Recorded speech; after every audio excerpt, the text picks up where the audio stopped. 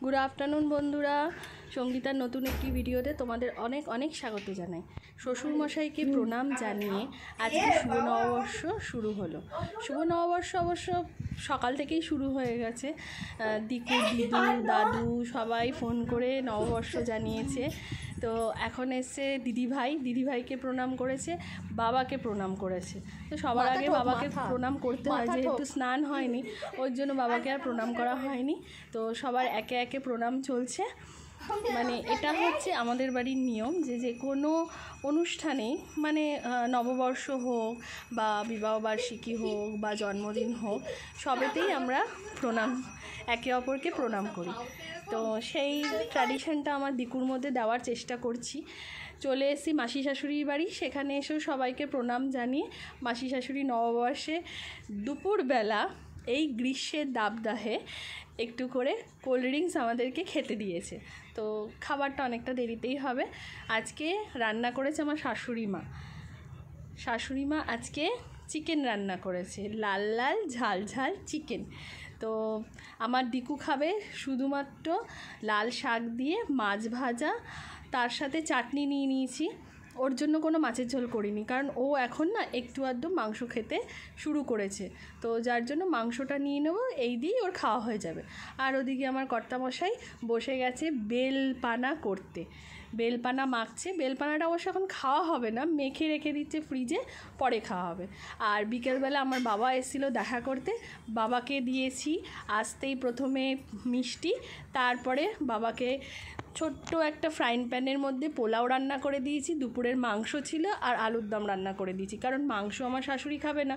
তো সেই জন্য বাবা খাচ্ছে পোলাও আর আলুর দম দিয়ে, পোলাও আলুর দম আর মাংস।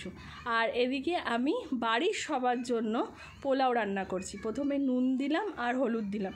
আমি না পোলাওতে ফুড কালার ব্যবহার করি না, তাই একটু বেশি করে হলুদ দিলাম আর দিচ্ছি আদা।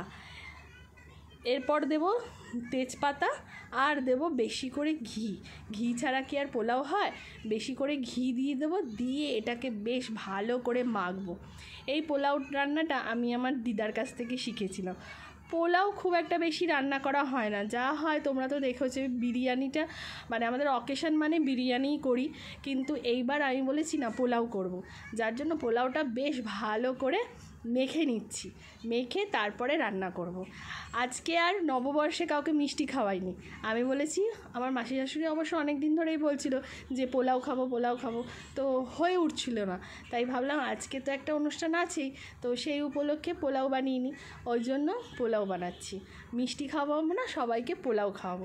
ভেবেছিলাম আমার মাও হয়তো আসবে, তো খুবই ভালো হতো, কিন্তু মা আসেনি, কি আর করা যাবে।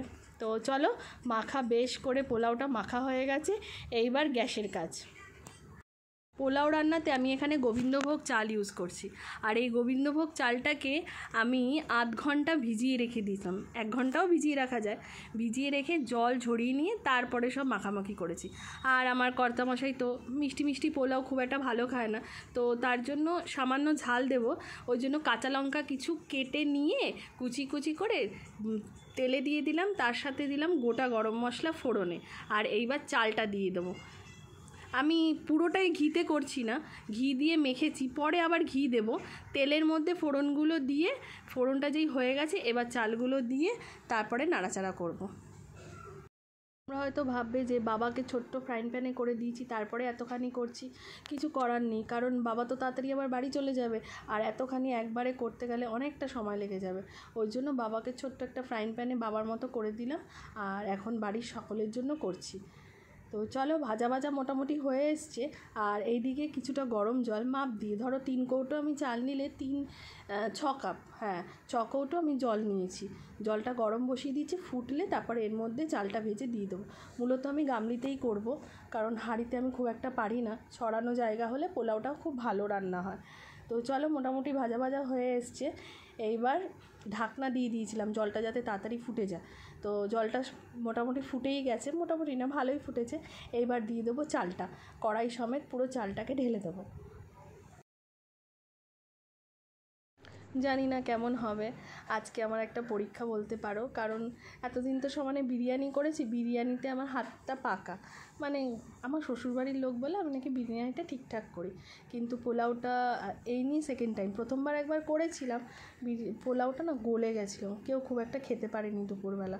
তো আবার সেকেন্ডবার ট্রাই করলাম, তখন অবশ্য সাদা সাদা পোলাও করেছিলাম, আর এইবার করছি বাসন্তী পোলাও। দেখা যাক কিরম হয়। তো সমস্তটা দিয়ে দিয়েছি, এবার দিয়ে দেবো ঢাকা। একদম আঁচটাকে সিম করে দেবো, সিম করে দিয়ে ব্যাস। দেখি, দেখো আমার পোলাও ঝরঝরে হয়ে গেছে, জল টেনে নিয়েছে, ব্যাস।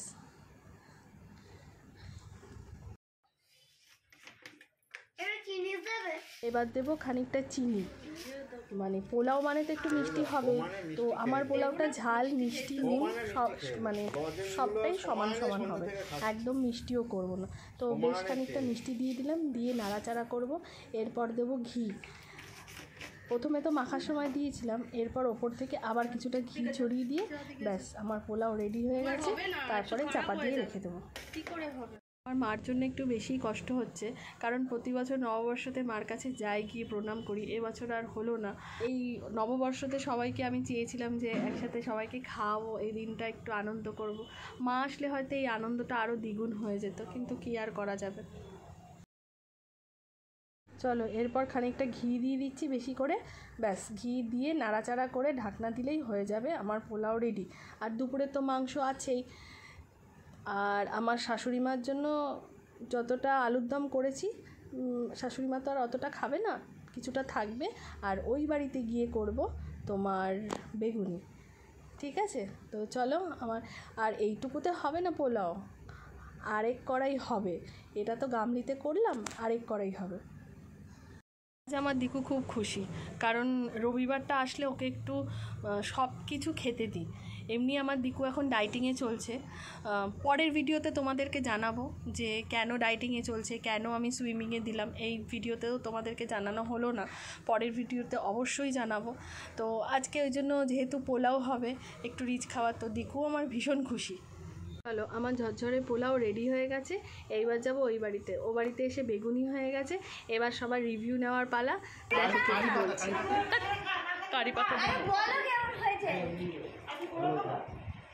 এবার আমার শ্বশুরমশাই নতুন নতুন খাবার খাবে আর বলবে একটা করে দোকান খুলবো। এইবার কি বলে দেখা যাক। মশাইকে রিভিউ দিতে বললে মুখে ওই এক্সপ্রেশন ফুড ব্লগারদের মতো দেয়। তো যাই হোক, আমার বাড়ির প্রত্যেক সদস্য বলেছে খুব ভালো হয়েছে। আর ভাগ্নি তো ভীষণ খুশি হয়েছে পোলাও খেয়ে। ওদিকে আমার শাশুড়ি মার খাওয়া হয়ে গেছে, এইবার হচ্ছে বাড়ির মেন লোকের রিভিউ নেওয়ার পালা।